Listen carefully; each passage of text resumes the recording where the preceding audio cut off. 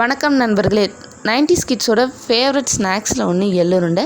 இந்த எள்ளுருண்டையை தமிழருடைய பாரம்பரிய முறையில் எப்படி செய்கிறது அப்படின்றது தான் நம்ம பார்க்க போகிறோம். அதுக்கு முன்னாடி எள்ளோட நன்மைகள் என்னென்ன அப்படின்றத நம்ம பார்த்துடலாம். எள்ளில் வந்து 2 வகை இருக்குது. அதில் கருப்பு எள் ஒன்று, வெள்ளை எள் ஒன்று.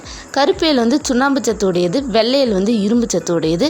ரத்த அழுத்தம் அப்படின்னு சொல்கிறாங்களா, பிபி வந்து கண்ட்ரோலில் வச்சுக்கிறதுக்கு இந்த எள் வந்து பயன்படுது.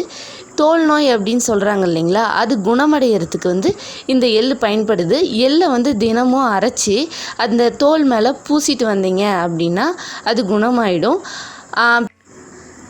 எள்ளுருண்டை செய்கிறதுக்கு எள்ளை வந்து நம்ம வந்துட்டு புடைச்சி எடுத்துக்கலாம்.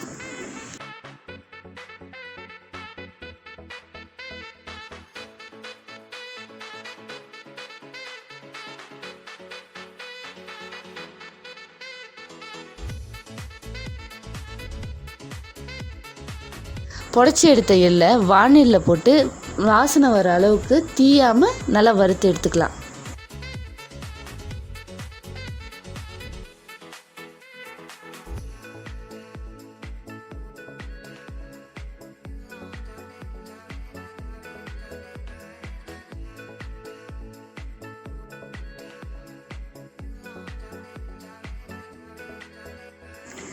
இப்போது கேழ்வரகு மாவு, இதை வந்துட்டு ஆரிய மாவுன்னு சொல்லுவாங்க, ராகி மாவுன்னு சொல்லுவாங்க. இந்த மாவை நல்லா பிசைஞ்சி நம்ம ஒரு அடை தட்டுற அளவுக்கு அழகாக பிசைஞ்சி எடுத்து வச்சுக்கலாம்.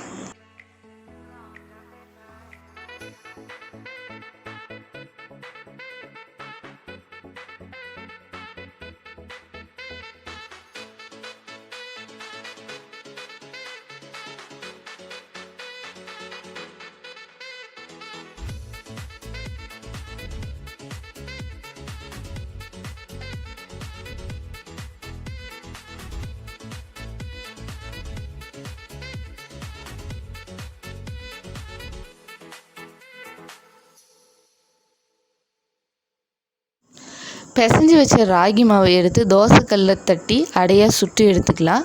இந்த ராகி மாவில் என்ன பயன் இருக்குது அப்படின்னு சொல்லிட்டு பார்த்தீங்கன்னா, இது வந்து இரும்பு சத்து இருக்குது இதில். இது வந்து இரத்த சோகை அப்படின்ற நோயை வந்து குணப்படுத்த உதவுது. மன அழுத்தம், தூக்கமின்மை அப்படின்ட்டு இருக்காங்க இல்லைங்களா, அந்த மாதிரி இருக்கிறவங்களுக்கு இந்த ராகி மாவை சாப்பிட்டுட்டு வந்தீங்க அப்படின்னா சீக்கிரம் குணமாயிடும்.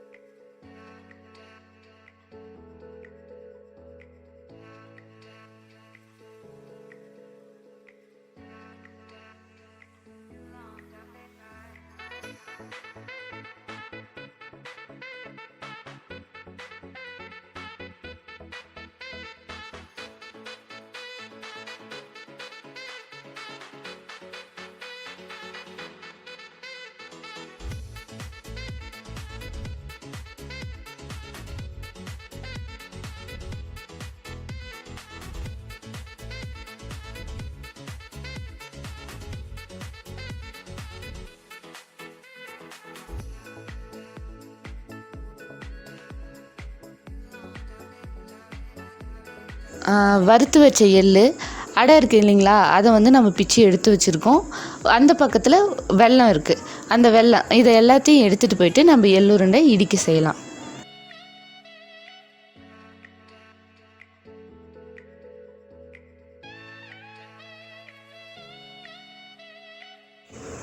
வறுத்து வச்ச எள்ளை உரலில் போட்டு நல்லா இடித்து இந்த மாதிரி ஒரு பதத்துக்கு தனியாக எடுத்து வச்சிடலாம்.